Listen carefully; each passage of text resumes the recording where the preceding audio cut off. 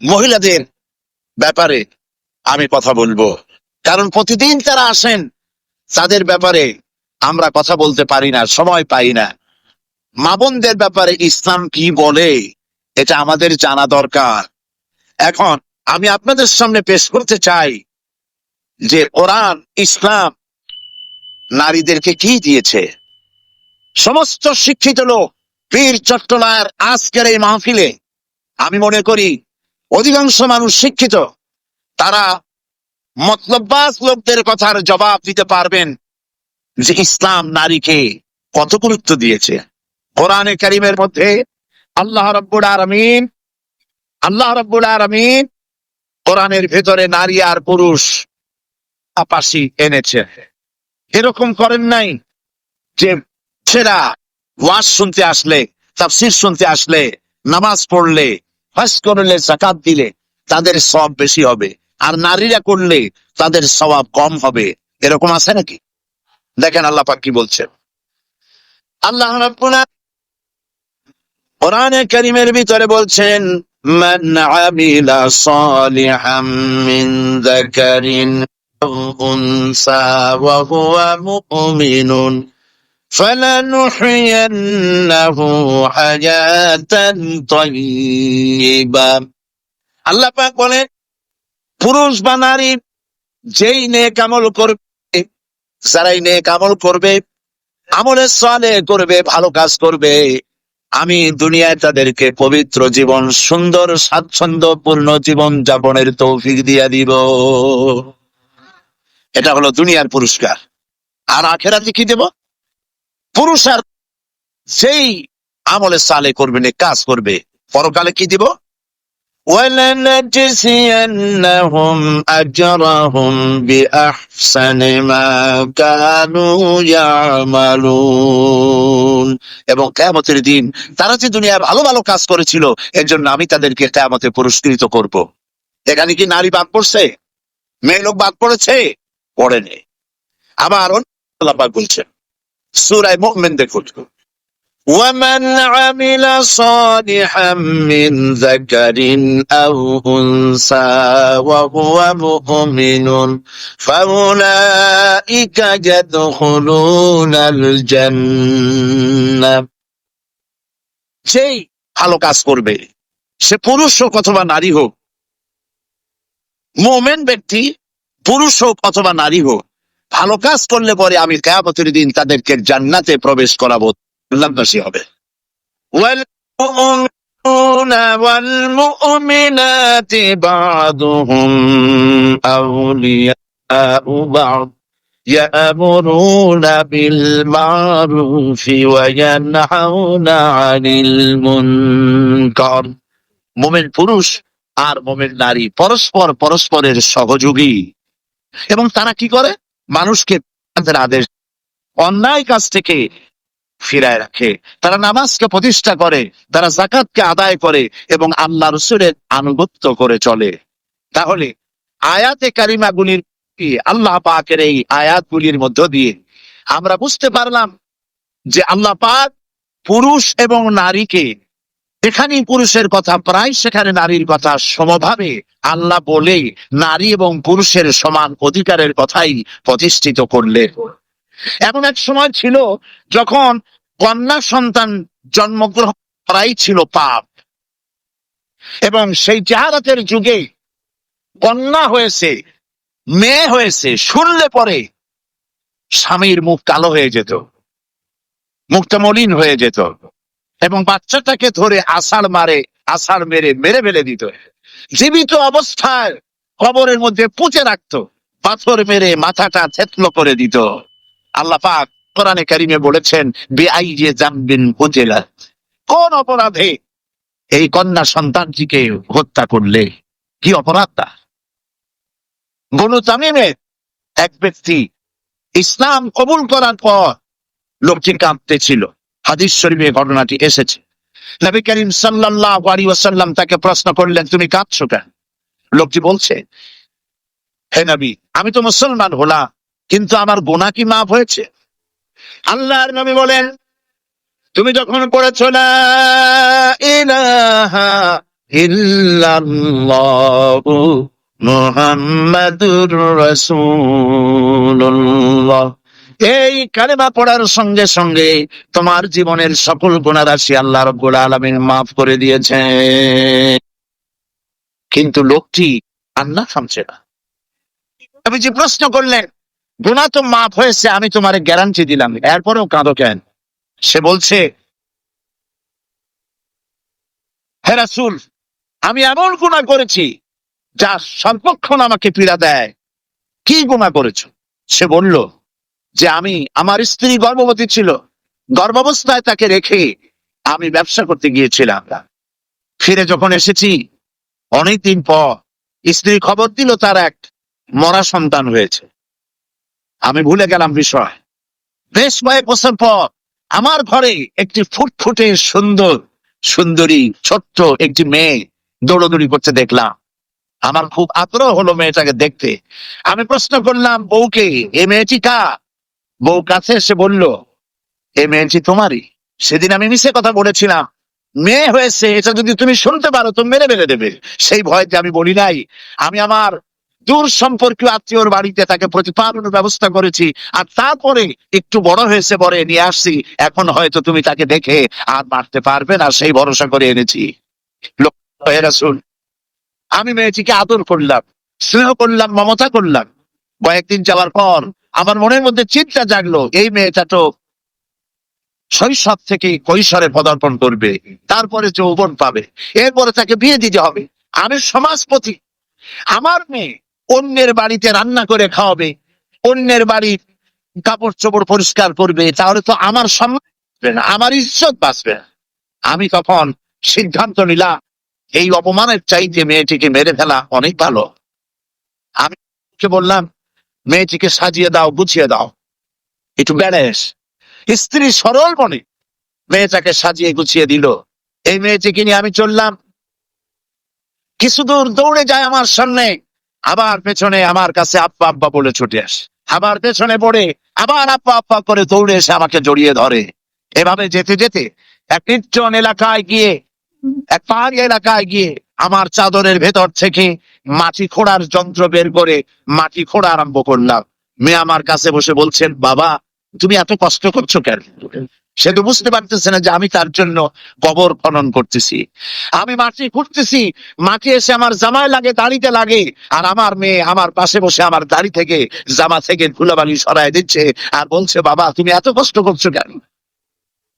গর্তটা যখন খনন করা হয়ে গেল, মেয়েটার হাত পা শুরু করলাম। মেয়ে বুঝতে পেরেছে আমি তাকে মেরে ফেলবো। মেয়ে তখন বলছে, বাবা আমাকে মেরো না, আমি তোমাকে বাবা ডেকে তোমাকে সমাজে নিন্দনীয় করব না, আমাকে মেরো না। আমি তার কোনো কথা শুনলাম না। হাত পাও বেঁধে সজোরে কুয়ার ভিতরে, গর্তের ভিতরে নিক্ষেপ করলাম। মেয়েটি আমার চিৎকার মেরে বলতেছে, বাবা আমাকে মেরো না, আমি তোমাকে বাবা বলে শরম দিব না। লোকটি বলছে, রাসূল আমার পাষাণ হৃদয় বলল না, শেষবারের মতো একটা পাথরকে উঁচু করে আমি আমার মেয়ের মস্তককে লক্ষ্য করে এই পাথর সজোরে নিক্ষেপ করলাম। মেয়ের বুক ফেটে রক্ত ফিনকি দিয়ে বেরিয়ে গেল, আর মেয়ের মুখ থেকে আব্বা বলে একটা চিৎকার বেরোলো। ওই আব্বা চিৎকার এখনো যেন আমার কানে আমি শুনতে পাই। শরীফ এসেছে, নবীজি কাহিনী শুনতেছিলেন, আর নবীজির রহমতের নবীর চোখ দিয়া পানি পড়ে দাড়ি ভিজে ভিজে ছিল। এমন সময় ছিল যখন নারীদের কোনো সম্মান ছিল না, ইজ্জত ছিল না। নারীর সম্মান কে দিল? আল্লাহ দিলেন। বলেন কে দিলেন? আজকে আমাদের জানতে হবে ইসলাম কি দিল আর পাশ্চাত্য কি দিল। নারী, ইসলাম যা দিয়েছে নারীকে, পুরুষকে নারীকে ইসলাম যে সমান অধিকার দিয়েছে পৃথিবীতে কেউ তা দিতে পারে না। নারীর জীবনে তিনটা ভাগ করা যায়, নারীর জীবনকে তিনটা ভাগ করা যায়। প্রথমে সে কন্যা হিসেবে পৃথিবীতে আসে, এরপরে এই কন্যাটি কিশোরী হয়, তারপরে যৌবন পায়, এরপরে একদিন বিয়ে হয়ে যায়, তখন সে স্ত্রী হয়, বধূ হয়। তো প্রথম স্তর হচ্ছে, প্রথম অধ্যায় নারীর জীবনের প্রথম অধ্যায় সে কন্যা। দ্বিতীয় অধ্যায় সে বধূ, তৃতীয় অধ্যায় সে মাতা হয়ে যায়।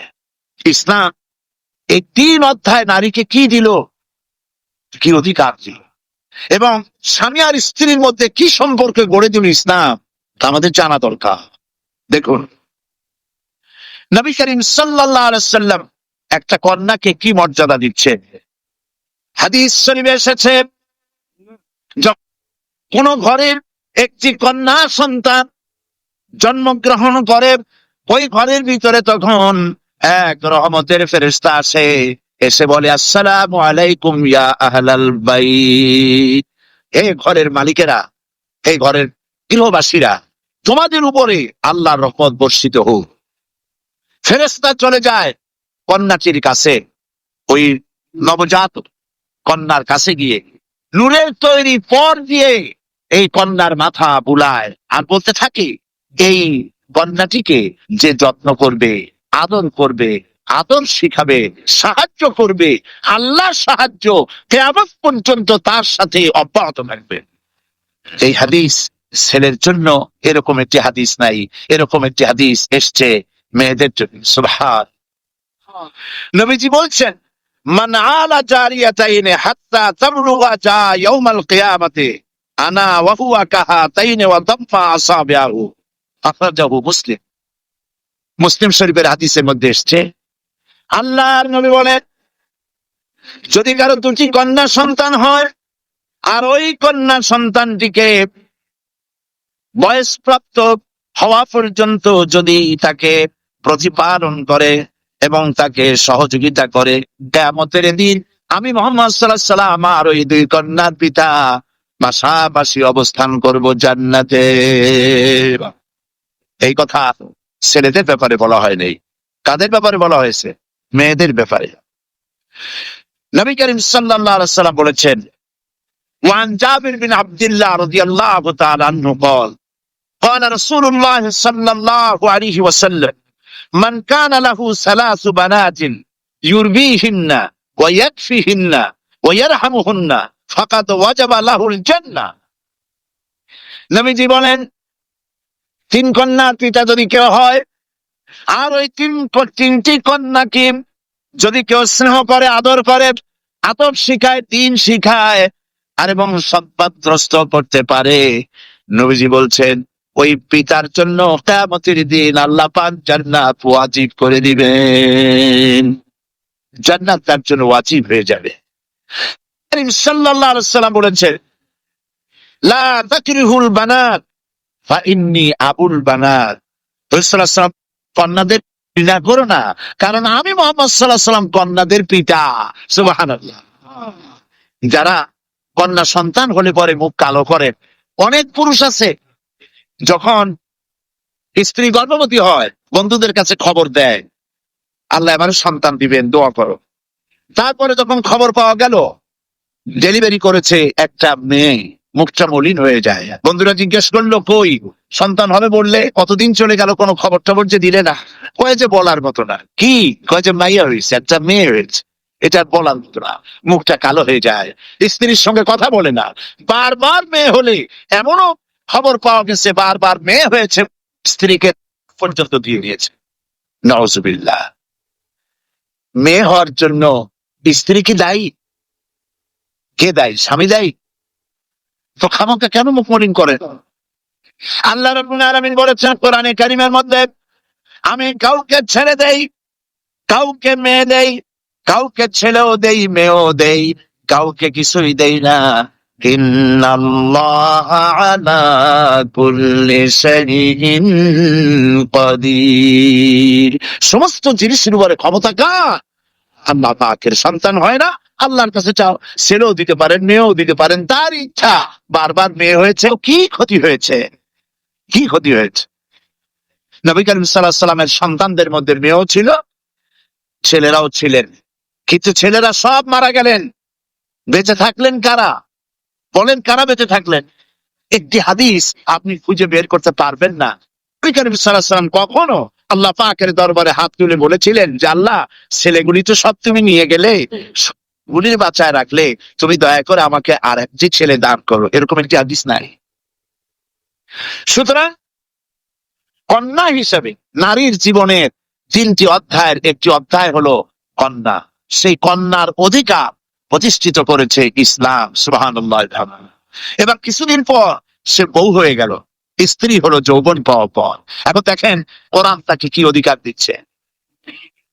আল্লাহ রাব্বুল আলামিন বলেন, وَمِنْ آيَاتِهِ أَنْ خَلَقَ لَكُم مِّنْ أَنفُسِكُمْ أَزْوَاجًا لِتَسْكُنُوا إِلَيْهَا وَجَعَلَ بَيْنَكُم مَّوَدَّةً وَرَحْمَةً।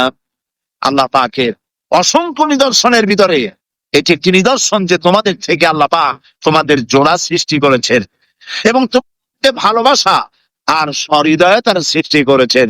ভালোবাসা কে সৃষ্টি করলেন? মেয়ে ঢাকা, বিয়ে করেছে চট্টগ্রামের ছেলে। দুজনের চাল চলন ভিন্ন, ভাষাও। ঢাকার মেয়ে বলে কোথায় যাবে, চট্টগ্রামের ছেলে বলে খটে যাবে। দেখছেন অবস্থা? ঢাকার মেয়ে বলছে পাশে বসেন, আর চট্টগ্রাম বলছে এমনি বইন। ভাষায় ব্যস্ত না, ভাষায় ব্যস্ত, চালচলনে ব্যস্ত, খাওয়ায় ব্যস্ত, রুচিতে ব্যস্ত। তো মারামারি হওয়ার কথা ছিল প্রত্যেক দিন। আল্লাহ পাক বলেন আমি ভালোবাসার সৃষ্টি করেছি দুজনের মধ্যে। সুবহানাল্লাহ। আমি ভালোবাসার সৃষ্টি করেছি, জাআলা বাইনাকুম মাওয়াদ্দা, পরস্পর পরস্পরের জন্য আকর্ষণ সৃষ্টি করেছে, ওয়া রাহমা, আর সহৃদয়তা করুণার সৃষ্টি করেছি। যখন বার্ধক্যে পৌঁছে যায় স্বামী আর স্ত্রী, তখন উভয়ের মধ্যে করুণার সৃষ্টি করে দেই। সুবহানাল্লাহ বলবেন না? তো তোমার থেকে তোমার জোড়া সৃষ্টি করা হয়েছে, এখন এই স্ত্রীর প্রতি সদ্ব্যবহার করো।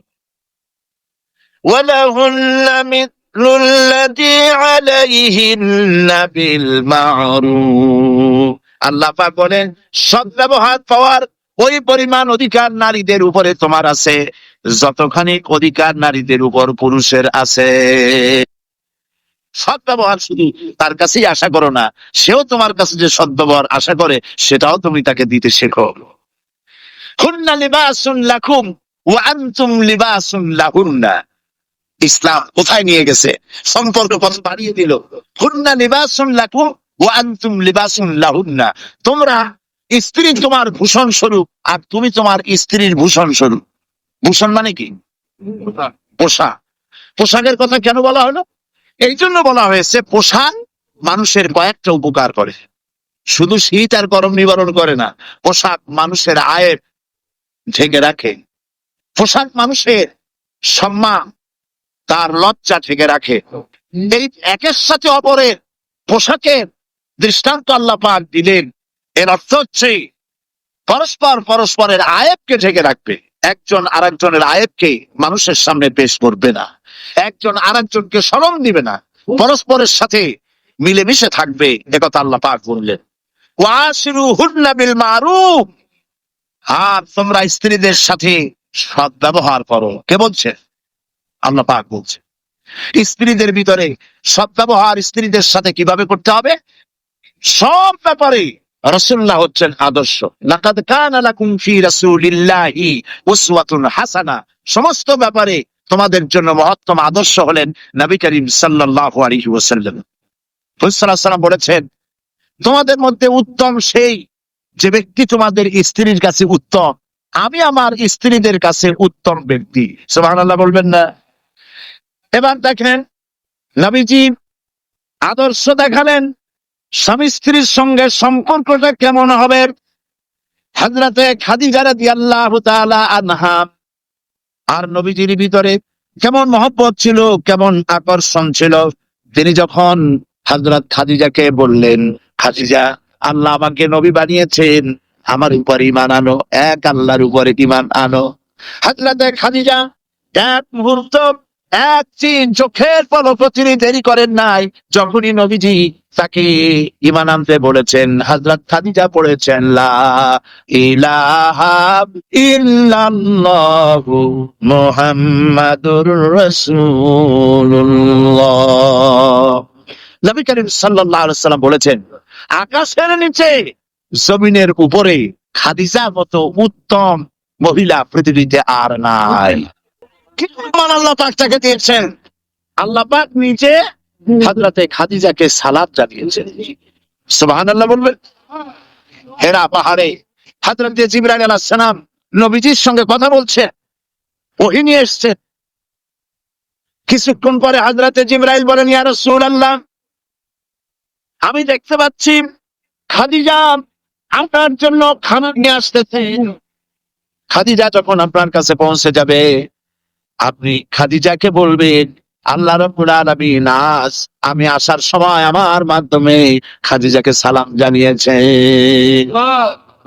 হযরতে খাদিজা যখন নবীজির কাছে পৌঁছে গেছেন, আল্লাহর নবী বলেন, খাদিজা তোমার জন্য আজকে একটি সুসংবাদ আছে। তিনি বললেন, আমার জন্য কি খবর, কি সুসংবাদ?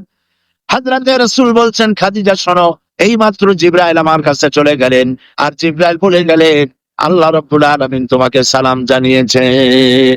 হযরত খাদিজা টুকরে কেঁদে উঠলেন। তিনি বললেন, ইয়া রাসূলুল্লাহ, আমার মানব জন্ম সার্থক হয়ে গেছে। আল্লাহ আমারে সালাম জানাইছেন, এর চাইতে সৌভাগ্য আমার জীবনে আর কিছুই নাই। তবে নবীজি, আল্লাহর সালামের জবাব কেমনে দিতে হয় আমি জানি না। আপনি দয়া করে আমার পক্ষ থেকে আল্লাহর সালাম যেমনে দিলে আল্লাহ খুশি হয় তেমনি আপনি দিয়া দিবেন। কি মহব্বত স্বামী আর স্ত্রীর ভিতরে ছিল। হযরতে খাদিজা হযরতে রাসূল করিম সাল্লাল্লাহু আলাইহি ওয়াসাল্লাম, নবী করিম সাল্লাল্লাহু আলাইহি ওয়াসাল্লামের ঘরে হযরত খাদিজা যতদিন ছিলেন আরেকটি বিবাহ তিনি করেছেন। হযরত আয়েশা বলছেন, নবীজি আমার কাছে ঘুমানো ছিলেন, গভীর রাত্রে আমার ঘুম ভেঙে গেল। আমি চিন্তা করলাম নবীজি কোথায় গেলেন। মনে করলাম অন্য কোন স্ত্রীর ঘরে গেছে নাকি। আমি খুঁজতে লাগলাম, কোন ঘরে পাওয়া গেল না। খুঁজতে খুঁজতে অবশেষে আমি নবীজিকে পেলাম রিয়াদুল জান্নাতের ভেতরে, মসজিদে নববীর জান্নাতের টুকরার ভেতরে বসে নবীজি মোনাজাত করতেছে। আমিও পিছনে আল্লাহর দরবারে হাত তুললাম। নবীজি বলতেছিলেন, রব্বুল আলামিন কঠিন ওই হাসরের ময়দানে মা তার সন্তান ভুলে যাবে, তার সন্তান ভুলে যাবে, স্বামী তার স্ত্রীকে হারায় ফেলবে, স্ত্রী তার স্বামীকে চিনবে না। ওই কঠিন হাসরের ময়দানে তাআলা আমি যেন আমার খাদিজারে হারাইয়া না যাই। মোনাজাত শেষ হওয়ার পর হযরত আয়েশা বলেন, ইয়া রাসূলুল্লাহ, খাদিজা এই বুড়ির কথা এখনো কেন আপনার মনে পড়ে? খাদিজার পরে উমর ইবনেও তো আপনি বিয়ে করেছেন, খাদিজার কথা কেন বুড়ির কথা ভুলতে পারেন না? নবীজি বলেন, আয়েশা রে, খাদিজার সম্পর্কে এরকম কথা আর তুমি বলবে না। তোমরা জানো না, তোমরা সবাই আমার সুদিনের স্ত্রী, আর খাদিজা আমার এমন সময়ের স্ত্রী যখন এই মক্কা নগরীতে মুহাম্মদ সাল্লাল্লাহু আলাইহি ওয়াসাল্লামের পাও রাখার জায়গা ছিল না। হযরত আয়েশা বললেন, ইয়া রাসূলুল্লাহ, আমি ক্ষমা চাই, আমাকে মাফ করে দিন। আমি খাদিজার সম্পর্কে এমন কথা আর উচ্চারণ করব না, তবে খাদিজার সম্পর্কে আমার এই কিছু কথা শোনান। হযরতে নবীজি বলেন, আয়েশা রে শোনো, আমার সঙ্গে বিবাহের পর খাদিজার সম্পত্তি যা ছিল আল্লাহর রাস্তায় সব উজাড় করে দিয়েছে। কতদিন না কেউ থেকেছে, একদিনের জন্য বলে নাই আপনার সাথে বিয়ে হয়েছে বলে আজ আমি না খাইয়া আছি। সারাদিন সারা রাত দাওয়াতের কাজ করেন। আমি যখনই দরজার কাছে ফিরেছি, যত রাত হোক না কেন, একবার বলেছি খাদিজা, অমনি দরজা খুলে গেছে। আমি প্রশ্ন করেছি, খাদিজা যত রাত্রে আসলাম একদিনও দুইটা ডাক দেওয়া লাগলো না, তুমি কি ঘুমাও না? হযরতে খাদিজা বলেছেন, ইয়া রাসূলুল্লাহ, আপনি দিনের দাওয়াতের জন্য ব্যস্ত, কষ্ট করেন। আমি মনে মনে ভাবি, আমি যদি ঘুমায় থাকি রাতের বেলায়, আর নবীজি যদি দরজার কাছে এসে খাদিজা খাদিজা বলে ডাকাডাকি করে, উঠতে যদি আমার দেরি হয়, আল্লাহর নবীর সঙ্গে বেয়াদবি হয়ে যাবে। এইটা মনে করে বিছানায় না ঘুমাইয়া যতক্ষণ আপনি না ফেরেন, এই দরজাটার সাথে পিঠ লাগাইয়া দাঁড়াইয়া দাঁড়াইয়া ঘুমায়। হযরত আয়েশা বলেছেন, আমাদের ঘরে রান্না বান্না তেমন হতো না, আমাদের ঘরে তেমন গোশত খাওয়ার সুযোগ আমাদের কিসমতে তেমন হতো না। যদি কোনোদিন আমাদের ঘরে দুম্বা বা ছাগল জবাই হতো, গোশতগুলি নবীজি কেটে ভাগ করে সমস্ত স্ত্রীদের ঘরে দিয়ে দিতেন। এরপরে কয়েকটা গোশতের টুকরা একটা টোকলায় নিয়ে হযরত খাদিজা মদিনার গলিতে গলিতে ঘুরে বেড়াতেন, খাদিজার কোন বান্ধবী পাওয়া যায় কিনা। সুবহানাল্লাহ। নবী করিম সাল্লাল্লাহু আলাইহি ওয়াসাল্লাম তার স্ত্রীদেরকে ভাবে ভালোবাসতেন, আর স্ত্রীরাও নবীর জন্য এভাবে ভালোবাসতেন, ভালোবাসা দিতেন। স্ত্রী অধিকার ইসলাম দিয়েছে, আর কেউ দিতে পারে না। আর এই স্ত্রীদের মধ্যে সবথেকে উত্তম স্ত্রীকে নবীজি বলেছেন, আদ-দুনিয়া কুল্লুহা মাতাউ ওয়া খায়রুল মাতা'i দুনিয়া ইমরাতুস সালিহা। দুনিয়ার সবকিছু সম্পদ, এর মধ্যে উত্তম নিয়ামত হচ্ছে পতিপরায়ণা। সুবহানাল্লাহ। হুজুর বলেছেন তিনটি জিনিস আমি পছন্দ করি, তিনটি জিনিস আমার প্রিয়। একটি হলো নামাজ, একটি হলো সুগন্ধ, আর একটি হলো স্ত্রী। সুবহানাল্লাহ। এই স্ত্রীকে সমান অধিকার দিয়েছে নবীজি। আল্লাহর ইসলাম সমান অধিকার দিয়েছে। নারীর অর্থনৈতিক অধিকার প্রতিষ্ঠিত করেছে ইসলাম, তাকে অর্থনৈতিক অধিকার দিয়েছে, মহারানার ব্যবস্থা করেছে। কোরআন বলছে ফাতুহুন্না উজুরাহুন্না ফারিদা, ফরজ রূপী দায়িত্ব হিসাবে স্ত্রীর মহারানার টাকা আদায় করে দাও। বহু মুসলমান আছে মহারানার টাকা আদায় করে না, বরং আজকাল তো নতুন সিস্টেম চালু হয়েছে মানুষকে শোনাবার জন্য। বিবাহের মজলিসে বলা হয় অমুকের মেয়ে অমুকের ছেলে বিয়ের মহারানা কত, 5,55,555 সামনে একটা টাকা বা পয়সা জিরো থাকতে পারবে না, একটা নিয়ম নীতি করে নিচ্ছে। এই টাকাগুলি মহারানার টাকা সঠিকভাবে আদায় করা হয় না অনেক ক্ষেত্রে, একথা ঠিক কি? বরং উল্টো করে মহারানা আদায় করা হয় মেয়ে পক্ষের কাছ থেকে, কন্যা পক্ষের কাছ থেকে। এটাকে কি বলা হয়? এটাকে কি বলা হয়? এটা হলো যৌতুক নামের কৌতুক। মেয়ে পক্ষের কাছ থেকে টাকা আদায় করা। মেয়ে পক্ষ যদি ইচ্ছে করে পর পক্ষকে যদি টাকা দেয়, পয়সা দেয়, গাড়ি দেয়, বাড়ি দেয়, কোন আপত্তি নেই, দিতে পারে। কিন্তু ডিমান্ড করে নেওয়া, চেয়ে নেওয়া সম্পূর্ণ হারাম।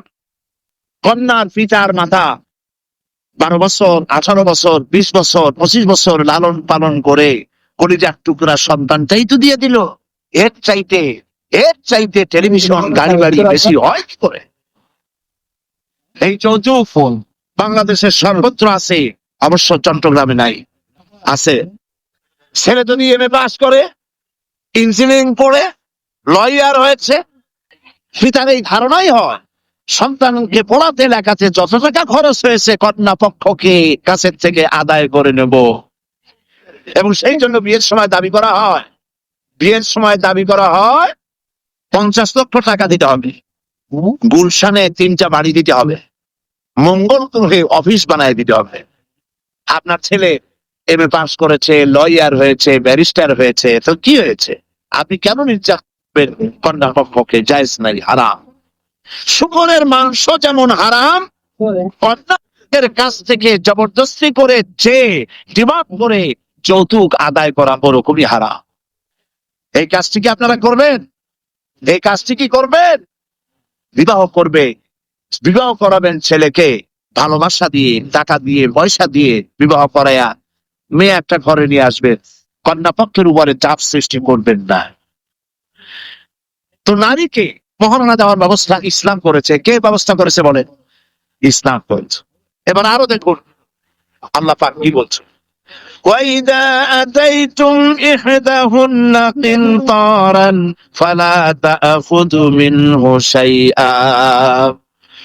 যদি তোমরা নারীদেরকে স্তূপ পরিমাণ অর্থ করি যদি দান করো, তাহলে সামান্য তার থেকে ফেরত নিও না। মহিলাদের কাছে, নারীদের কাছে কিছু পুঁজি থাকুক, টাকা পয়সা থাকুক, আল্লাহ এটা চান। যদি তুমি কিছু দাও, তা যদি খুব আকারেও হয়, তবুও সেগুলিকে ফেরত দিও না, ফেরত দিও না। বহু মুসলমান আছে আমাদের সমাজে, হজ করে, নামাজও পড়ে, কপালে দাগও পড়ে গেছে, তার ব্যবসা আছে, তানি জমিনও আছে। বিবাহের সময় মেয়েকে টাকা কড়ি দিয়ে, ব্যবসা টাকা কড়ি যৌতুক টৌতুক দিয়ে বিদায় করে দেয়, সম্পত্তির ভাগ দেয় না, ব্যবসারও ভাগ দেয় না। আছে না এমন? আছে কি? আপনি কন্যাকে ঠকালেন, এর জন্য আল্লাহর কাছে আপনাকে দায়ী হতে হবে। মেয়েদেরকে অর্থনৈতিক অধিকার আল্লাহ এভাবে প্রতিষ্ঠিত করেছেন, সে মহিলাদেরকে অর্থনৈতিক দিক থেকে তাদেরকে নির্যাতন করা যাবে না। এবার মেয়েদেরকে শিক্ষার অধিকার দেওয়া হয়েছে, কোনটা দেওয়া হয়নি? তারা বলছে, ইসলামের দুশমনেরা বলে নারীদেরকে ইসলাম ঠকাইছে। কোথা থেকে ঠকালো? কন্যা হিসেবে মর্যাদা দিল, বধূ হিসেবে মর্যাদা দিল, তারপরে অর্থনৈতিক সুযোগ করে দিল, এবার শিক্ষার অধিকারও প্রতিষ্ঠিত করলো। হযরতে আয়েশা রাদিয়াল্লাহু তাআলা আনহা, তিনি শিক্ষার্থী ছিলেন, হাজার হাজার সাহাবীর উস্তাদ ছিলেন। সুবহানাল্লাহ বলেন। হাদিসের উস্তাদ ছিলেন, তাফসীরের উস্তাদ ছিলেন, ফিকহের উস্তাদ ছিলেন। শিক্ষার অধিকার ইসলাম দিয়েছে নারীকে। নারীরা লেখাপড়া করতে পারবে, কোনো অসুবিধা নাই। এভাবে অধিকার শুধু অর্থনৈতিক নয়, লেখাপড়ার অধিকার দিল, তালাকের একটি অধিকার, এটি একটি গুরুত্বপূর্ণ বিষয়। তালাকের অধিকারটিও শুধুমাত্র পুরুষের না, এই তালাকের অধিকার নারীদেরকেও দেওয়া হয়েছে। কথা বুঝতে পেরেছেন? তালাকের অধিকার, বিবাহ বিচ্ছেদের অধিকার শুধু পুরুষের নয়, নারীকেও দেওয়া হয়েছে। পুরুষ যদি অকর্মণ্য হয়, যদি সে উন্মাদ হয়, জালিম হয়, নপুংসক হয়, তাহলে এই স্ত্রী কোর্টে তা প্রমাণ করে তার স্বামীকে পরিত্যাগ করে ইচ্ছে মতো স্বামী গ্রহণ করতে পারবে, ইসলাম সুযোগ দেয়। তালাক, কোথায় কোথায় তালাক দেওয়ার একটা রেওয়াজ আমাদের দেশে আছে। বাংলাদেশে যদি আল্লাহ কোনদিন দয়া করে ইসলামী রাষ্ট্র প্রতিষ্ঠিত করে দেন, তাহলে কোথায় কোথায় তালাক দেওয়ার এই প্রথাকে বন্ধ করে দেওয়া হবে। তরকারিতে লবণ কম হয়েছে, শুটকি মাছে ঝাল হইল কেন, এইসব কথা বলিয়া তালাক দেওয়া যাবে না। আর একসঙ্গে 3 তালাক দেওয়া তো যাবেই না। এক সাহাবী এসে নবী করিম সাল্লাল্লাহু আলাইহি ওয়াসাল্লামের কাছে খবর দিলেন যে একজন তার স্ত্রীকে একসাথে 3 তালাক দিয়েছে। নবী করিম সাল্লাল্লাহু আলাইহি ওয়াসাল্লাম এত গোসা হয়েছিলেন যে বসা থেকে দাঁড়ায় গেলেন। তিনি বললেন, এই লোকটি তো আল্লাহ পাকের কোরআনের সাথে তামসা করেছে। আল্লাহর কাছে 2টা হালাল সবচেয়ে জঘন্য, 2টি হালাল সবথেকে জঘন্য। একটা হলো ভিক্ষাবৃত্তি, আর একটা হলো তালাক। যখন তালাক দেওয়া হয় অন্যায় ভাবে, গোসায় আল্লাহর আরশ কাঁপতে থাকে। নাউজুবিল্লাহ বলে। আপনি এভাবে তালাক দিতে পারবেন না। তালাক দেওয়ার নিয়ম হলো, যখন স্ত্রীর সাথে, লক্ষ্য করুন, স্ত্রীর সাথে বনিবনা হচ্ছে না, স্ত্রীর চরিত্র খারাপ, স্ত্রীর দাজ্জাল মার্কা, বনেই না, তো আল্লাহ পাক তখন বলেছেন, উভয় পক্ষের আত্মীয় স্বজন নিয়ে মীমাংসা করার চেষ্টা করো, সালিসি করো। যদি মীমাংসায় না হলো, তাহলে 1 মাসে 1 তালাক দাও, বিছানা আলাদা করে দাও, এবং অপেক্ষা করো তার এই অবস্থা থেকে সে ফিরে আসে নাকি। যদি ফিরে আসে তো গ্রহণ করো, যদি ফিরে না এলো 2য় মাসে 2য় তালাক দাও।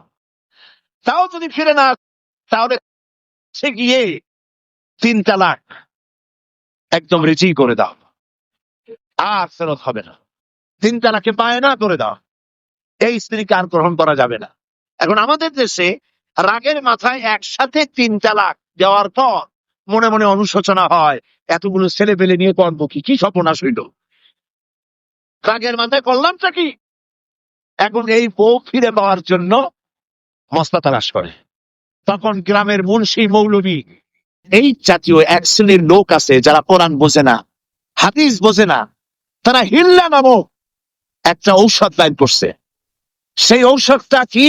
তারা বলে যে এই স্ত্রীকে যদি আবার নিতে চাও, তাহলে আর একটা পুরুষের সঙ্গে বিবাহ দাও, এবং শর্ত করো যে তোমার কাছে দিলাম, 2-3 দিন পর তুমি তালাক দিয়ে দিবা, এরপরে আমরা নিয়ে নেব। তালাকের নিয়তে বিবাহ করা এটা সম্পূর্ণ হারাম, বিবাহ হবে। তালাকের নিয়তে বিয়ে করলো, বিয়ে হবেই। তারপরে এই যে ভাড়া করা, একজনের সঙ্গে হিলা করতে দেওয়া, এটাকে হাদিসের ভাষায় বলা হয়েছে ভাড়া করা সার। ভাড়া করা সার। ইসলামে এই ধরনের কোনো বিধান নাই। সবাই কান খুলে শুনুন, হিল্লা করার যে ব্যবস্থা বাংলাদেশে গ্রামে গঞ্জে আছে, শরীয়তের কোনো অস্তিত্ব নাই। কেউ যদি তার স্ত্রীকে তালাক দেয় আর এই স্ত্রীকে আবার ফেরত নিতে চায়, পর্যন্ত ফেরত দিতে পারবে না। একটা পথ আছে, সেই পথটা হলো এই এই ইচ্ছে করে কোনো স্বামী গ্রহণ করেন, আর সেই স্বামী যদি ইচ্ছে করে ঘটনাচক্রে তালাক দেয়, অথবা ঘটনাচক্রে সেই স্বামীর যদি মৃত্যু হয়, তাহলেই কেবলমাত্র প্রথম স্বামীর কাছে আসতে পারবে। এছাড়া প্রথম স্বামীর কাছে আসা কিয়ামত পর্যন্ত সম্ভব নয়। এইটা ইসলাম করেছে দৃষ্টান্তমূলক শাস্তি দেওয়ার জন্য। কথায় কথায় তালাক দেবা, ঘন্টায় মরিচ হইল কেন, এইসব শয়তানি চলবে না। এইটার জন্যই এই বিধান করা হয়েছে। তালাক কখনো রাগের মাথায় এই জঘন্য কাজ কেউ করবেন না। যদি করতেই হয় তাহলে 3 মাসে 3 তালাক হবে, একসাথে 3 তালাক দেওয়া যাবে না। যদি কেউ একসাথে 3 তালাক দিয়ে বসে, তালাক হয়ে যাবে। এটাও মনে রাখবেন, তালাক হয়ে যাবে। তবে আল্লাহ পাক অসন্তুষ্ট হবেন, নারাজ হবেন, গোসায় আল্লাহর আরশ কাঁপতে থাকে। এই কাজটি কখনো করবেন না। আল্লাহ পাক তালাক চান না। আল্লাহ চান স্বামী স্ত্রীর মধ্যে মহব্বত পয়দা হোক। সুবহানাল্লাহ। যদি স্ত্রীর উপর রাগ হয়, কখনো মন খারাপ হয়, আল্লাহ বলছেন ওয়ালা তানসাউল ফাদলা বাইনাকুম, তোমরা পরস্পরের অনুগ্রহকে ভুলে। আজকের একটা ব্যাপারে মন খারাপ হয়েছে, তুমি চিন্তা করো তোমার জীবনের অনেক ক্ষেত্রে এই স্ত্রীর অনেক অবদান আছে, সেগুলিকে মনে করে আজকের মাফ করে দিলেই তো সার। সুবহানাল্লাহ। আল্লাহ পাক চান না স্বামী স্ত্রীর ভিতরে অসন্তুষ্টি থাকুক এবং তালাক পর্যায়ে চলে যান। একবার নবী করিম সাল্লাল্লাহু আলাইহি ওয়াসাল্লাম বসে আছেন মসজিদে নববীর ভিতরে, মুখ মলিন, সাহাবায়ে কেরাম ভয়তে কথা বলতে পারছেন। কিছুক্ষণ পর হুজুর হযরত আলী হযরত ফাতেমার ঘরে ঢুকলেন, বেরিয়ে আসলেন হাসি মুখে। তিনি প্রশ্ন করলেন, সাহাবায়ে কেরাম জিজ্ঞেস করলেন, হে রাসূল, একটু আগে আপনার মুখ এত মলিন ছিল, আর এখন আপনি এত হাসি খুশি, আমরা তো তখন কথা বলতে সাহস পাইনি। হুজুর কি হয়েছিল? আল্লাহর নবী বলেন, ওদের মধ্যে মনোমালিন্যের সৃষ্টি হয়েছিল আর আমার মনটা খারাপ হয়ে গিয়েছিল। ওদের, বুঝতে পারছেন তো, হযরত আলী এবং ফাতেমার মধ্যে মনোমালিন্য সৃষ্টি হয়েছিল, আমার মনটা খারাপ হয়ে গিয়েছিল। আমি ভেতরে গেলাম, উভয়ের সঙ্গে কথা বললাম। এখন তারা দুজনের মধ্যে তাদের ভুল বুঝাবুঝির নিরসন হয়েছে, আমার মনটা খুশি হয়ে গেছে। নবীজি বলেন, ফাতেমাকে যে কষ্ট দেয় সে আমাকে কষ্ট দেয়, কারণ ফাতেমা আমার কলিজার টুকরা।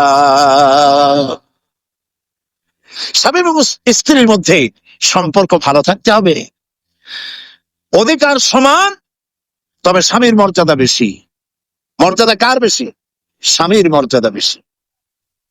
তিরমিজি শরীফের হাদিসে এসেছে, আল্লাহ নবী একদিন একদিকে যাচ্ছিলেন, জঙ্গল থেকে এক পাহাড়িয়া উট এসে নবীজির কদমের উপরে নবীজির কদম মোবারকে চুমা দিল, সিজদা করলো। সাহাবায়ে কেরাম বললেন, ইয়া রাসূলুল্লাহ, পাহাড়ের উটের কি সৌভাগ্য, আল্লাহ নবীর পায়ের উপরে চুমা খেয়েছে, সিজদা দিয়েছে। আমাদের কি অনুমতি দেন আপনার কদমের উপরে আমরা সিজদা দিয়া ধন্য হই? হুজুর বলেন, শোনো, আমি যদি এই পৃথিবীতে মানুষকে সিজদা করার জন্য যদি পারমিশন দিতাম, তাহলে পৃথিবীর সমস্ত নারীদেরকে বলতাম তারা যেন তাদের স্বামীকে সিজদা দেয়। তাহলে মর্যাদা কার বেশি? স্বামীর মর্যাদা বেশি। অধিকার সমান, মর্যাদা বেশি স্বামীর। আবু দাউদ শরীফের হাদিসে এসেছে, নবীজি বলেছেন, কোন স্ত্রী লোক এমন অবস্থায় যদি মারা যায় যে তার স্বামী তার উপরে সন্তুষ্ট ছিল, আল্লাহ রাব্বুল আলামিন ওই মেয়ে লোকটি জান্নাত দান করে দিবেন। স্বামীর মর্যাদা এখানে বেশি। তাহলে আমরা দেখলাম অধিকারের দিক থেকে যখন নারী ছিল, বধূ ছিল, কন্যা ছিল, বধূ ছিল, সব জায়গায় ইসলাম নারীকে সম্মান বাড়িয়ে দিল, ঠিক কিনা বলে? নারী বিবাহ হওয়ার পর কদিন পরে মা হয়ে গেল, মা হয়ে যাওয়ার পর মর্যাদা কমে গেল না বেড়ে গেল বলেন? কমলো না বাড়লো? নবীজি বলছেন, আল্লাহ নবীর সামনে একজন সাহাবী এসে প্রশ্ন করলেন, হে আল্লাহ রাসূল, খেদমত করব কার? মান আহাক্কুন নাস বিহুসনি সাহাবাতি? ক্বালা উম্মুক। ক্বালা সুম্মা মান? ক্বালা উম্মুক। ক্বালা সুম্মা মান? ক্বালা উম্মুক। ক্বালা সুম্মা মান?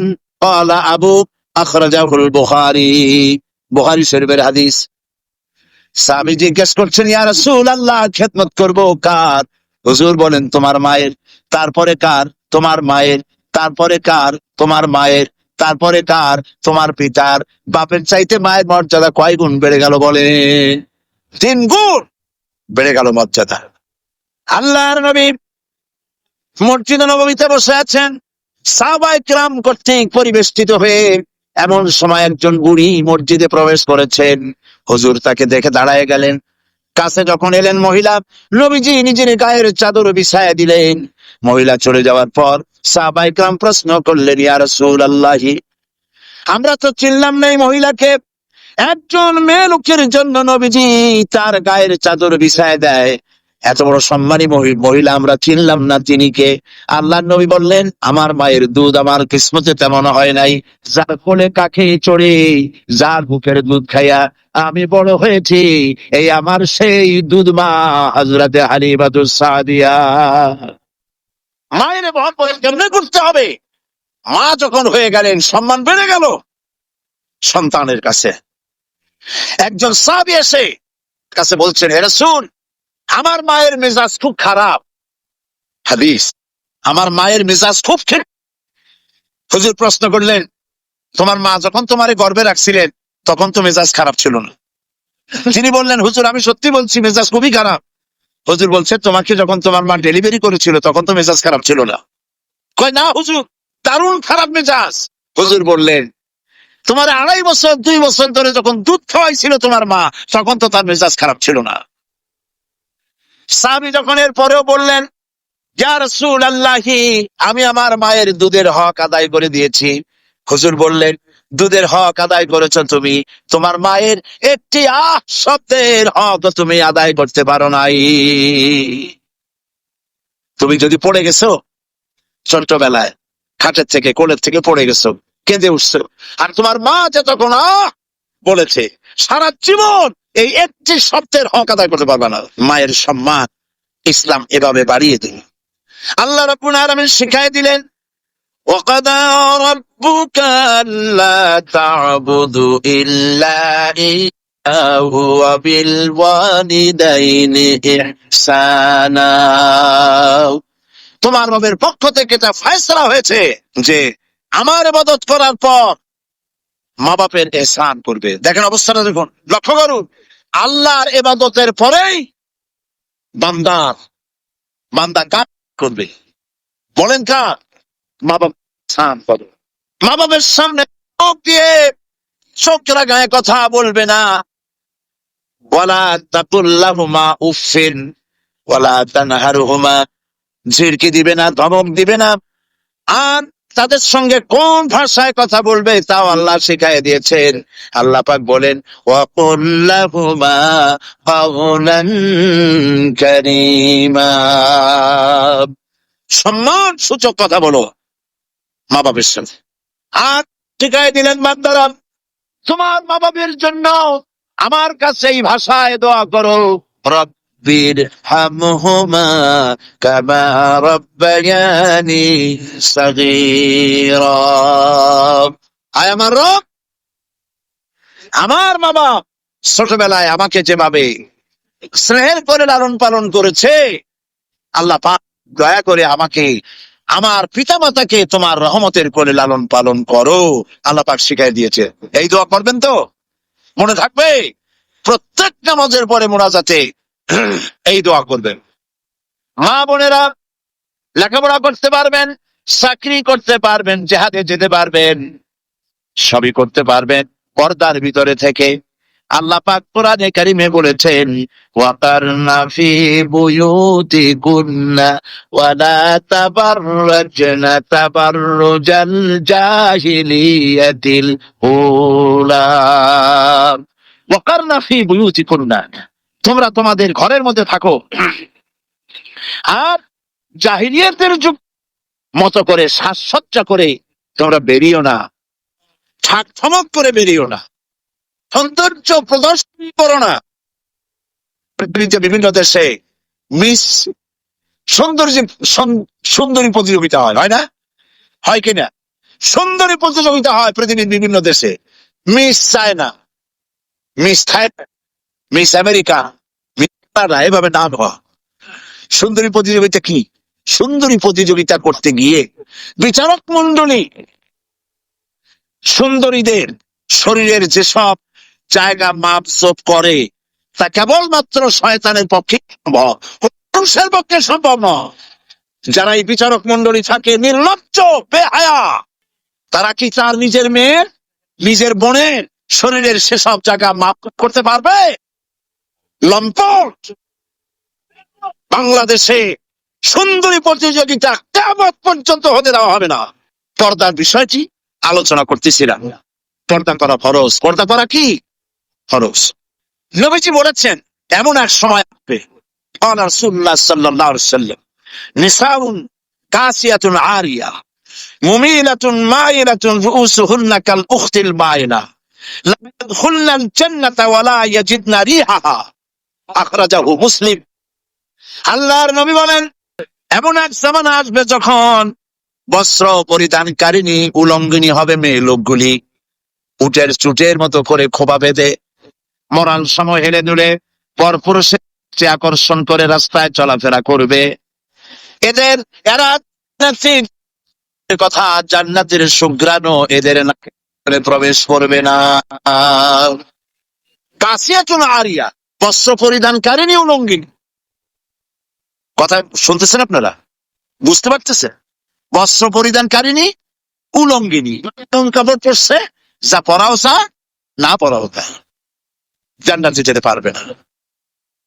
এই জন্য অশালীন পোশাক বাদ দিতে হবে। রাসূলুল্লাহ বলেছেন আরাফাতের ময়দানে, তোমরা যেমন খাবে তোমাদের মেয়েদেরকে, স্ত্রীদেরকে তেমন পরাবে। তোমরা যেমন খাবে তেমন তাদের খাওয়াবে। তোমরা যেমন পরবে তেমন তাদেরকে পরাবে।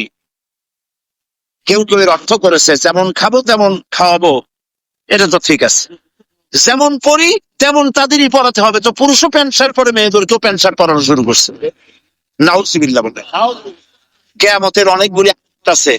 হযরত আলী রাদিয়াল্লাহু তাআলা হাদিস রওয়ায়াত করেছেন, কিয়ামতের পূর্বে 15টি লক্ষণ প্রকাশ পাবে। তিরমিজি শরীফের হাদিস। তার মধ্যে একটি লক্ষণ হলো এই, মেয়েরা পুরুষের পোশাক পরবে, পুরুষরা মেয়েদের পোশাক পরবে। এটা তো শুরু হয়ে গেছে। শুরু হয়েছে কিনা? মেয়েরা, আমাদের দেশেও এই প্রচলন শুরু হয়েছে। কোন কোন ক্ষেত্রে মহিলারা প্যান্ট শার্ট ইত্যাদি চাদরবিহীন এগুলি পরে রাস্তায় বেরোনো শুরু হয়ে গেছে। আর পুরুষগুলি, আমাদের দেশে এগুলি কম, বিদেশে দেখেছি দুল পরে। আমাদের দেশে দুল পরা শুরু করছি কিনা আমার চোখে এখনো পড়ে নাই। আছে? আমি তো এত খতায় দেখি, তারপরেও আমার নজরে পড়ে না। তবে চেন পরা দেখেছি, সোনার চেন বহুত নজরে পড়েছে। সে গলায় পরে পুরুষ মাঘের পৌষের প্রচন্ড শীতে সামনের 3-4টা বোতাম খোলা রাখে, যাতে মানুষে বুঝে উনি একখান কিছু পড়ছে। হারাম, হারাম। পুরুষের জন্য একরত্তি স্বর্ণ জায়েজ নাই। কারো যদি থাকে এগুলি খুলে আজই, বউ থাকলে বউরে দাও, না থাকলে বোনেরে দাও, থাকলে কিছুদিন না থাকে বাক্সে উঠায় রাখো, বউ আসলে তারে পরাই দিল। তোমার জন্য হারাম। বিদেশে কানে দুল পরে, নাকে ফুল পরে। আমি অবাক হয়েছি, ঠোঁটে রিং, ঠোঁটে জিহ্বাও রিং পরে। বাদ খায় কারণে আল্লাহ ইচ্ছা। শয়তান কারে বলে না, আমার দেশে জিহ্বায় ঠোঁটে রিং আমি দেখি নাই। আমি ইউরোপ আমেরিকা দেখেছি, মাথার চুল চতুর্দিক থেকে কেটে মাথার চান্দির উপরে তালপট্টির দ্বীপের মতো বানায় রাখে। আবার 2 দিক থেকে কামাইয়া মাথার উপরে তাল পাতার মতো রঙিন করে চুল খাড়া করে রাখে। আবার পিছনের চুল ছোট ছোট কেটে, ছোট করে কেটে ওইখানে বাড়ির নম্বর, রোড নম্বর, টেলিফোন নম্বর লিখে রাখে। আমি দেখে বলছি, শয়তানে যদি এই সব দেখে, শয়তানি কানবে আর বলবে যে আমি শয়তান হয়েছিলাম কেন। কত মারাত্মক হয়ে গেছে। মানুষ এই শয়তানদের করে, নাউজুবিল্লাহ বলেন। এই জন্য পোশাকের ব্যাপারে মা বোনরা কেমন পোশাক পরবে আল্লাহ পাক কোরআনের মধ্যে বলে দিয়েছেন। ওরা সমান অধিকার দিতে চায়, নারীকে পুরুষ বানায় পুরুষের সমান অধিকার দিতে চায়, আর ইসলাম নারীকে নারীর মর্যাদায় রেখে পুরুষের সমান অধিকার। কথাটা পার্থক্য আছে কি নাই? বুঝতে পেরেছেন কিনা? নারী পোশাক শাড়ি মার্জিত। আল্লাহ পাক কোরআন শরীফের মধ্যে বলেছেন, মহিলারা এমন একটা কাপড় পরবে যেই কাপড়টা এমন শাড়ি পরার পর অথবা সালোয়ার কামিজ পরার পর, কাপড় চোপড় পরার পর এর উপর একটা চাদর পরবে এমন যেই চাদরটা মাথাটা গলাটা বুকটা ঢেকে যায়, এমন একটি চাদর পরা আল্লাহ পাক ফরজ করে দিয়েছেন প্রত্যেকটি বয়সপ্রাপ্ত নারী করে। সেই জন্য মা বোনদেরকে তাদের কাপড় চোপড় শালীন হতে হবে। কোরআন শরীফে আল্লাহ পাক বলেছেন, ওয়ালা তাকরাবুজ জিনা ইন্নাহু কানা ফাহিশাতান ওয়া সা সাবিলা। জিনা করার কথা, জিনার নিকটবর্তীও হয় না। এখন জিনার নিকটবর্তী কিভাবে হয়? জিনা করা তো দূরের কথা, জেনার কাছেও যাও না।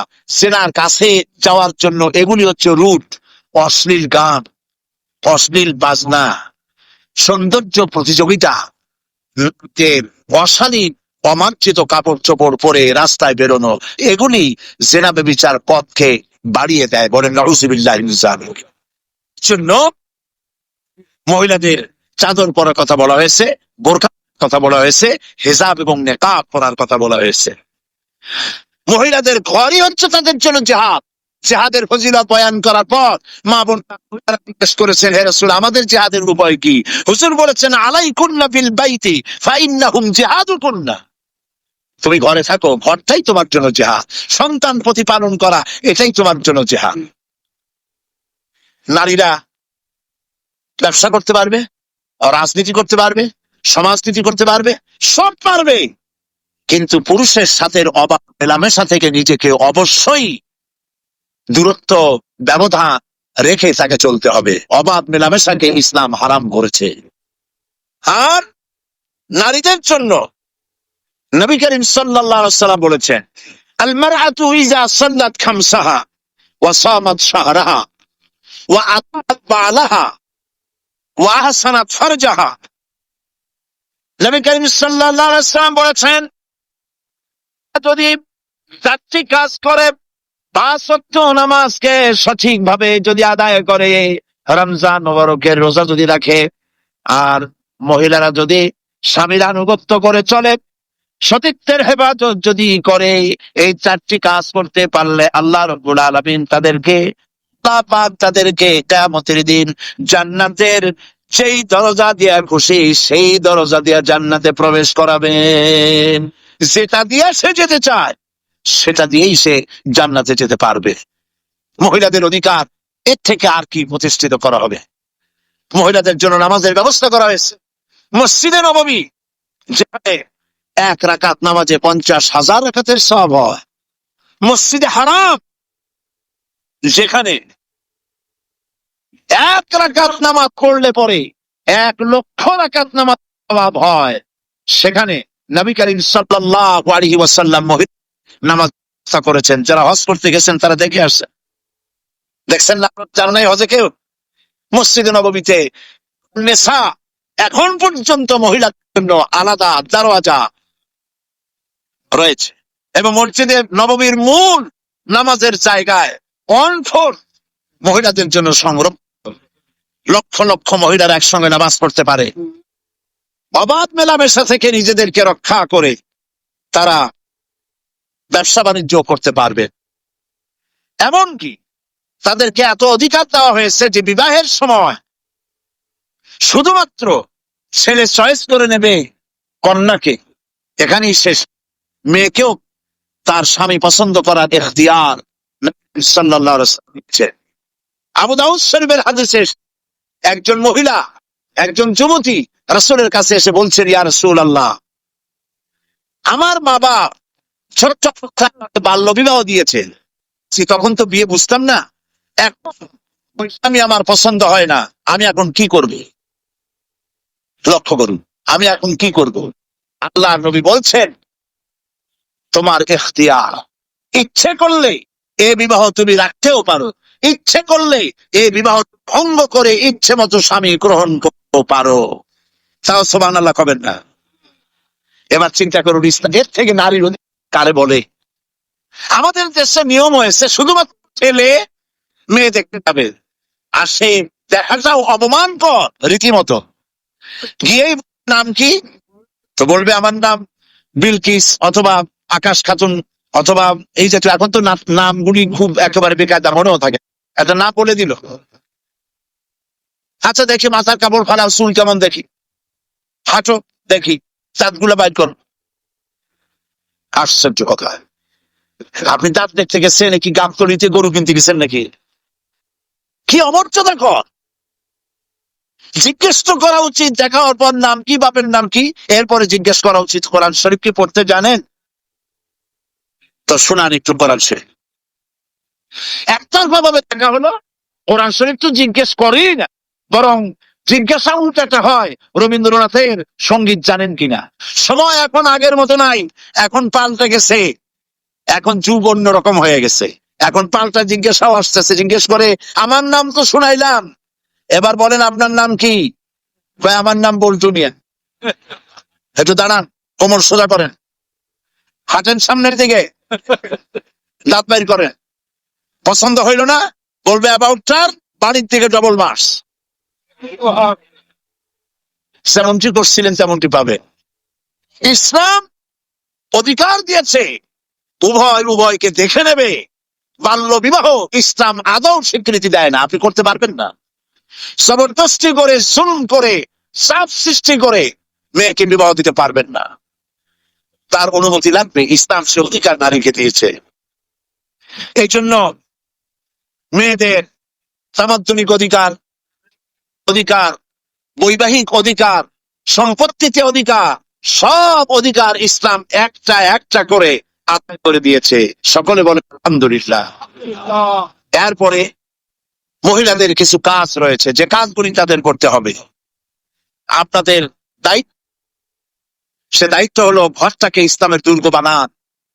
ঘরটা সিনেমার ক্যাসেট দিয়ে ভরবেন না, নাটকের ক্যাসেট দিয়ে ভরবেন না, ঘরটাকে কোরআন হাদিসের ক্যাসেট দিয়ে, কোরআন হাদিসের বইপত্র দিয়ে ঘরটাকে ভরে ফেলুন। ইসলামিক জ্ঞানে নিজেকে সমৃদ্ধ করেন, স্বামীকে ইসলামের রাস্তায় আনার জন্য প্রাণান্ত চেষ্টা করুন। যদি ইসলামের রাস্তায় না থাকে, রাগ করে পারবেন না, অভিমান করে পারবেন না, ভালোবাসা দিয়ে স্বামীকে ইসলামের রাস্তায় আনার চেষ্টা করেন। সন্তান সন্ততিকে ইসলামের চরিত্রে গড়ে তোলার জন্য শ্রম দেন, আদব শিখান, দিন শিখান। ছেলে মেয়েদেরকে এমন কোন কিন্ডার গার্ডেন স্কুলে দিবেন না যেখানে পড়ে, যেখানে লেখাপড়া করলে পরে দিন শিখবে না, ইমান শিখবে না, ইসলাম শিখবে না। এমন জায়গা দিবেন যেখানে দিলে পরে কোরআন হাদিস শিখতে পারে, আদব শিখতে পারে, ইসলাম শিখতে পারে। খালি ইংরেজি শিখলেই হবে না। আমি ইংরেজির বিরোধী নই, শিখুন, সমস্ত ভাষার স্রষ্টা আল্লাহ, কিন্তু এমন স্কুলে দেবেন যেখানে দিলে পরে আরবিও শিখবে, ইংরেজিও শিখবে, বাংলাও শিখবে, আর সাথে সাথে কোরআন হাদিসও শিখবে। এইরকম স্কুল তারা শিখবেন। প্রাইভেট মাস্টার রাখবেন, এমন মাস্টার যে মাস্টার নামাজি দেখে রাখবেন, বেয়াদব, ধর্ম নিরপেক্ষতায় বিশ্বাস করে এমন কোন ছেলেকে বাড়িতে নিয়ে পড়াতে দেবে, আপনার সন্তান নষ্ট করে দেবে। কথা বুঝতে পেরেছে? এরপরে ছেলেদেরকে সৎ চরিত্রবান বানাবার, চরিত্রবান ছেলেদের সাথে তাদেরকে থাকতে দিন। আর মেয়েদেরকে যারা স্কুল কলেজে পাঠান, বোরখা পরাতে শিখুন। বাচ্চা অবস্থা থেকে তাদেরকে সালোয়ার কামিজ পরান। একটু বড় হলেই শার্ট পরাবেন না, একটু বড় হলেই 5-6 বছর বয়স হয়ে গেলেই পাজামা পরান, সালোয়ার কামিজ পরান। 6-7 বছর বয়স হয়ে গেলেই চাদর পরান। এইভাবে আস্তে আস্তে করে তাকে শরম শিখান, ইমান শিখান, দিন শিখান। এগুলি শিক্ষা দেওয়া আপনার জন্য বিরাট দায়িত্ব। আল্লাহ পাক আপনাদের সকলকে তৌফিক দান করুন। মুনাজাত করব, মুনাজাতের জন্য দাঁড়ানো মানুষেরা বসেন। আমিন। ربنا ظلمنا أنفسنا وإن لم تغفر لنا وترحمنا لنكونن من الخاسرين। আয় আল্লাহ তাআলা, লক্ষ লক্ষ মুসলমান নরনারী চট্টগ্রাম তাফসীর মাহফিলের চতুর্থ দিবসে দীর্ঘক্ষণ তোমার দ্বীনের কথা শুনে তোমার দরবারে হাত তুলেছি। মেহেরবানি করে দরুদ ও সালাম টুকুন সোনার মদিনায় নবী পাকের রওজা মুবারকে